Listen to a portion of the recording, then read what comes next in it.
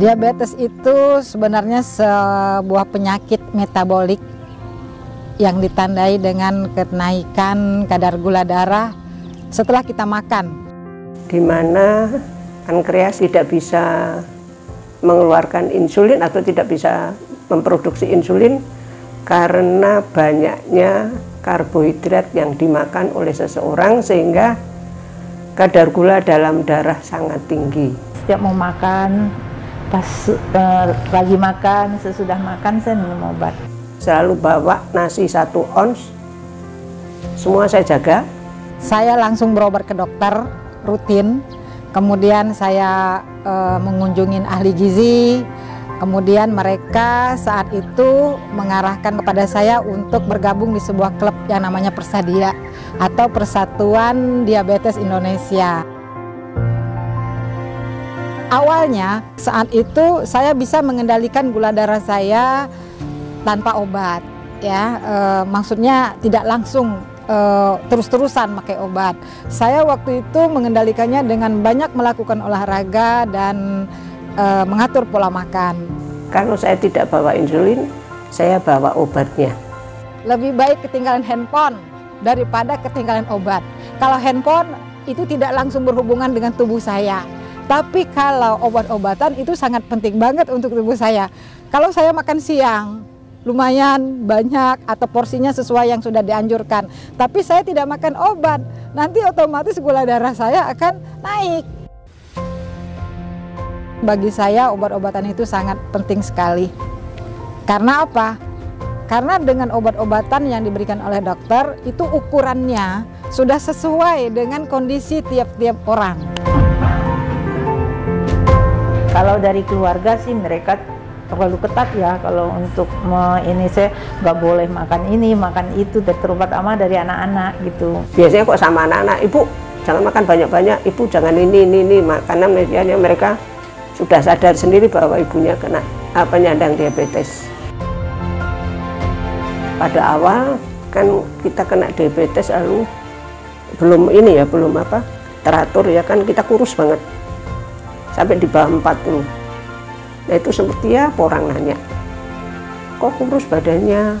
Hal yang mengganjal dan tersulit bagi saya adalah menyampaikan kepada pasangan saya bahwa saya adalah seorang penyandang diabetes. Tapi setelah dia tahu bahwa saya seorang penyandang diabetes, saya sudah plong dan saya tidak ada ganjalan apa-apa. Saya bisa melaksanakan dengan happy, menjalani dengan happy. Saya harus bisa memanage badan saya sendiri dengan makanan-makanan yang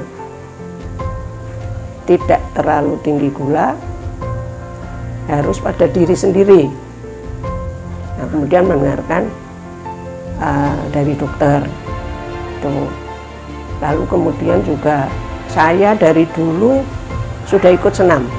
Saya tidak berlama-lama untuk berdiam diri atau berlama-lama untuk merenung atau berlama-lama untuk depresi sehingga badan saya jadi tidak sehat. Jadi saat saya sudah terkena diabetes, saya sudah tidak kaget lagi sebenarnya. Saya tidak kaget. Kenapa? Saya siap menerima kenyataan ini karena kami adalah keluarga penyandang diabetes. Saya sebagai seorang muslim, saya lebih banyak mendekatkan diri pada Allah. Itu salah satu untuk menjaga kesehatan mental saya sebagai seorang penyandang diabetes. Artinya ketika kita sudah terdiagnosa sebagai seorang penyandang diabetes atau seorang diabetesi, saya rasa dunia bukan langsung jadi kiamat. Tidak. Karena apa? Kehidupan itu masih tetap panjang, masih akan berjalan. Ketika kita terdiagnosa sebagai seorang penyandang diabetes atau menjadi seorang diabetesi, pertama yang saya sampaikan, saya pesankan, ayo berobat, ayo ke dokter, ayo ke puskesmas, atau ayo ke rumah sakit. Jangan pergi ke dukun dulu, gak usah. Cari tenaga-tenaga ahli, tenaga-tenaga medis yang ada di bidangnya. Sebulan sekali kita dikasih penerangan dari dokter, itu sangat membantu sekali.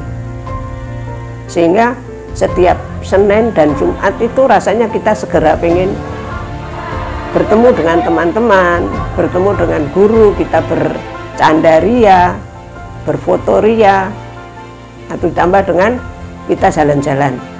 Itu membuat kita lebih merasa ada teman, ada sahabat, ada keluarga. Kebetulan Harapan Bunda juga sangat memperhatikan kita-kita yang penyandang diabetes.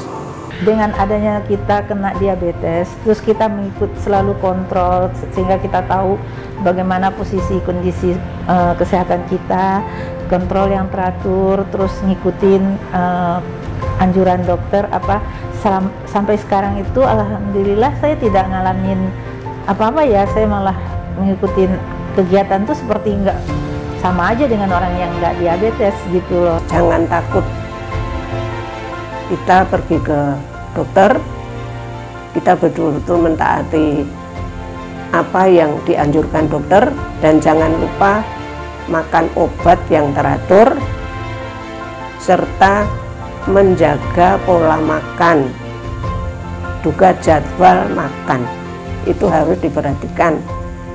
Kalau kita senang manis-manis, tidak usah makan manis, tidak usah minum yang manis.